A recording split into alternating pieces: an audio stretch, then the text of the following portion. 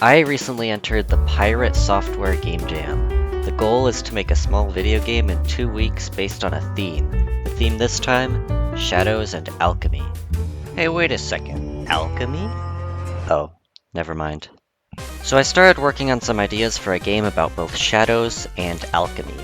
I thought of some ideas for shadow game mechanics and some ideas for alchemy game mechanics, but I found it would be difficult to combine them in a way that felt right. At first I thought I would make a Metroidvania where you use potions to unlock different shadow abilities. Then I thought about doing a detective game with alchemy elements, but neither of these ideas stuck, so I started looking at the theme in a different way. Instead of trying to combine the themes, I could put each part of the theme into a different character. So I started thinking of things that both an alchemist and a shadowmancer can do. Eventually I came up with the idea of summoning monsters.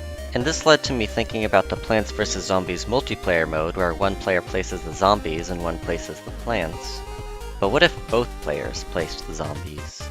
I really liked this idea, so I immediately started drawing up some wacky characters to fill the roles of alchemist and shadowmancer, along with a simple tile set.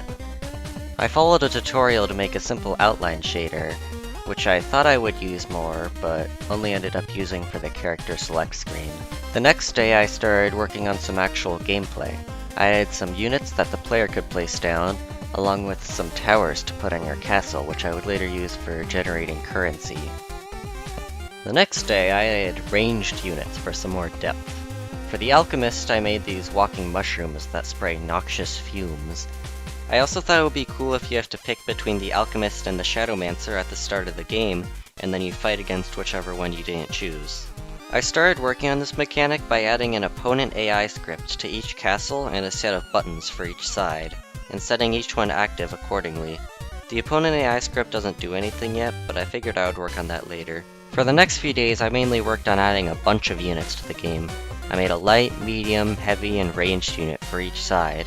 With all these new enemies, I couldn't just let the player spawn them all freely, so I had to add a currency system. I thought it would be cool if each side had a different type of currency. It doesn't make any gameplay difference, but I think it's a nice touch. I also added these tooltips so that you can see what each unit does and how much it costs. Finally, I started on the thing I had been dreading since the start of the project, the opponent AI. I didn't even know where to start with this. I was actually considering doing something like deep reinforcement learning to avoid having to hardcode it, but luckily I realized how stupid of an idea that was before it was too late. Surprisingly, hardcoding it in wasn't nearly as difficult as I thought it would be. I gave the opponent a random enemy that they would try to save up for. When they save up enough money for this unit, they place it in whichever lane has the most enemy units minus their own units in that lane. For example, this lane would be more appealing to the AI than this one, since 3 minus 1 is a score of 2, and 5 minus 4 is a score of 1. I also made it so that every time it places a unit, the chance that it'll place a currency generation tower becomes more and more likely. This reduces the risk that it'll just keep placing random units and no towers. The next day I finally started some playtesting.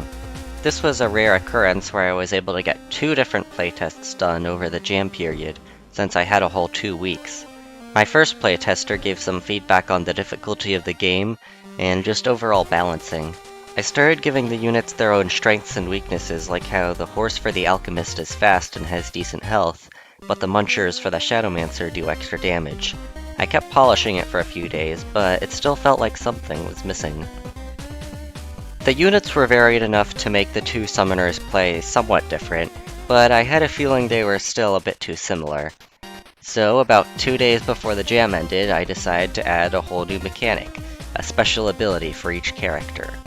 The alchemist gets a bomb that damages all the units in a 1-tile radius, including his own, and the shadowmancer gets a healing staff which heals all her units in range of the staff. At this point, I just gave up trying to keep the code clean and hard-coded these in since I didn't have much time left. This was around when I did my second playtesting session, and they ended up getting soft-locked. Basically, if you had filled up your castle with towers and then tried to place another one, you couldn't, and the game would just keep you in the placing mode.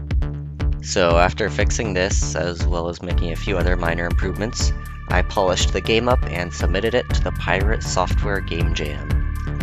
A few weeks later, the results were finally announced and, Huh?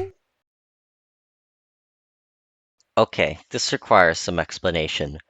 So instead of using the typical game jam format where games are judged by the community, the Pirate Software Jam has a judging team who are the only ones who can rate people's games.